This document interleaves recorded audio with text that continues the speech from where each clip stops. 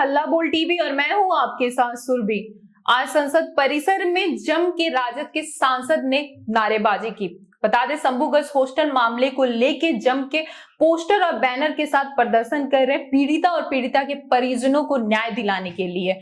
आपको इसके लिए कि नारेबाजी अभी तक जम के चल रही है। क्या कुछ हुआ है इसके बारे में हम विस्तार से बताएंगे हल्ला बोल टीवी के संपादक दीपक शर्मा। देखिए सुरभि, आज राजद के सांसदों ने संसद परिसर में प्रदर्शन किया जी। मीसा भारती भी हैं, सुधाकर सिंह भी हैं, अभय कुशवाहा भी हैं, सुरेंद्र यादव भी हैं, संजय यादव भी जी। सारे सांसद संसद परिसर में बैनर पोस्टर लेकर खड़े हैं राज्यसभा के, जो राज्यसभा और लोकसभा के। जी। संजय यादव राज्यसभा सांसद हैं, सुरेंद्र यादव, अभय कुशवाहा, सुधाकर सिंह, मीसा भारती, ये लोग लोकसभा सांसद हैं। ये सब बैनर पोस्टर लेकर खड़े हैं और वहां नारेबाजी कर रहे हैं संसद परिसर में कि शंभू गर्ल्स हॉस्टल कांड की जो पीड़िता है और पीड़ित परिवार है उसको न्याय दिलाने की मांग उठा रहे हैं। क्या कुछ हो रहा है संसद परिसर में, हम आपको दिखाते हैं, आप भी देखिए।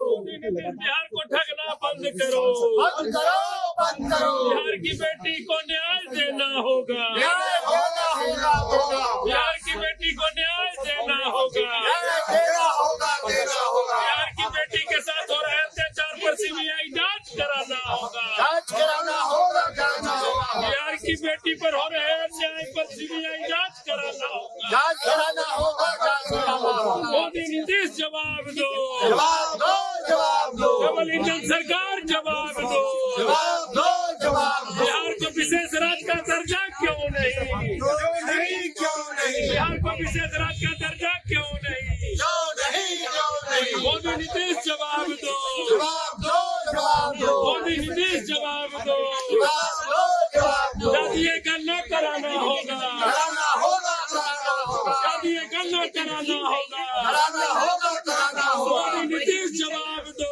जवाब दो, जवाब दो। बिहार को ठगना बंद करो, बंद करो, बंद करो। मोदी नीतीश बिहार को ठगना बंद करो, बंद करो, बंद करो। मोदी नीतीश बिहार को ठगना बंद करो, बंद करो, बंद करो। तो आप समझ ही गए होंगे कि कितना बवाल होना है संसद में इस बार शंभू गर्ल्स हॉस्टल कांड को लेकर। मतलब सिर्फ बिहार विधानसभा में तो जो होगा सो होगा, संसद में भी इस बार शंभू गर्ल्स हॉस्टल की कांड की गूंज सुनाई पड़ेगी। और आज राजद के सांसदों ने इसके संकेत दे दिए, पप्पू यादव ने भी इसके संकेत दे दिए हैं।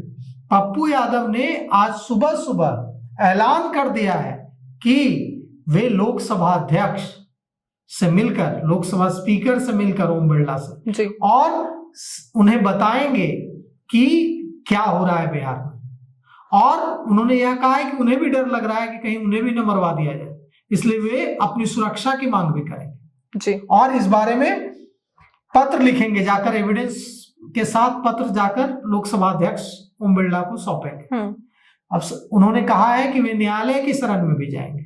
मतलब साफ है कि राजद के सांसद, चाहे सुधाकर सिंह हो, मीसा भारती हो, अभय कुशवाहा हो, सुरेंद्र यादव हो, संजय यादव हो और या पप्पू यादव हो, निर्दलीय सांसद, बिहार के जो विपक्ष के सांसद हैं वो लोकसभा और राज्यसभा में इस मुद्दे को उठाएंगे और इसकी झलक आज दिख गई है संसद परिसर में। मीसा भारती भी उठा सकती हैं और दूसरे सांसद भी उठा सकते हैं। राज्यसभा में संजय यादव उठा सकते हैं और बिहार विधानसभा में तो साफ साफ संकेत भाई वीरेंद्र ने दे ही दिया। भाई वीरेंद्र ने एकदम साफ कर दिया है कि हम इसको लेकर लड़ेंगे विधानसभा में और कोई ये ना समझे कि हमारे विधायकों की संख्या 25 है इसलिए हमें दबा दिया जाएगा। उन्होंने याद दिलाया कि जब हमारे 2010 में हमारे विधायकों की संख्या 22 थी, तब हम कितना लड़े थे और कैसे नीतीश सरकार को हम लोगों ने कई मामलों पर घेर लिया था। 22 विधायकों के साथ थे, अभी तो 3 और ज्यादा हैं, 25 हैं जी।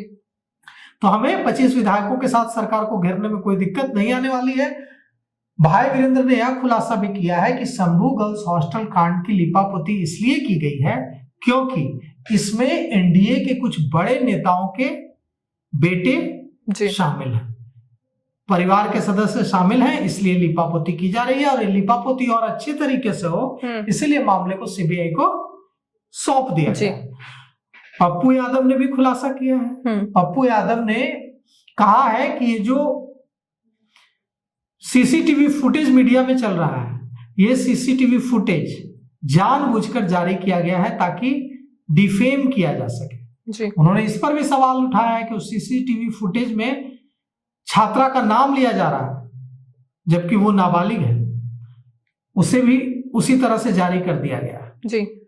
वो इस पर भी सवाल उठा रहे हैं कि नीतू मैडम उसमें दिख रही हैं, वो नीतू मैडम जिसको पप्पू यादव ने कॉल किया था, और वो इस पर भी सवाल खड़े कर रहे हैं कि जो नीतू मैडम दिख रही हैं, ये नीतू मैडम को जब मैंने फोन किया तो नीतू मैडम ने कहा कि मैं तो गई ही नहीं वहां जी हाँ, और इसमें तो दिख रही है साफ साफ। तो वो ये कह रहे हैं कि सवाल नीतू मैडम का नहीं है, सवाल उन लोगों का है जो नीतू मैडम और इस पूरे मामले में जो संदिग्ध हैं उनको बचाने की कोशिश कर रहे हैं। पप्पू यादव का एक और सवाल है, जब पुलिस प्रशासन ने सीसीटीवी कैमरा जब्त कर लिया था तो पत्रकारों तो कैसे पहुंचे? उन्होंने इस पर भी सवाल, उन्होंने एक खड़ा सवाल पूछा है जी। उन्होंने कहा है कि जातीय आधार पर खेमेबाजी हो रही है।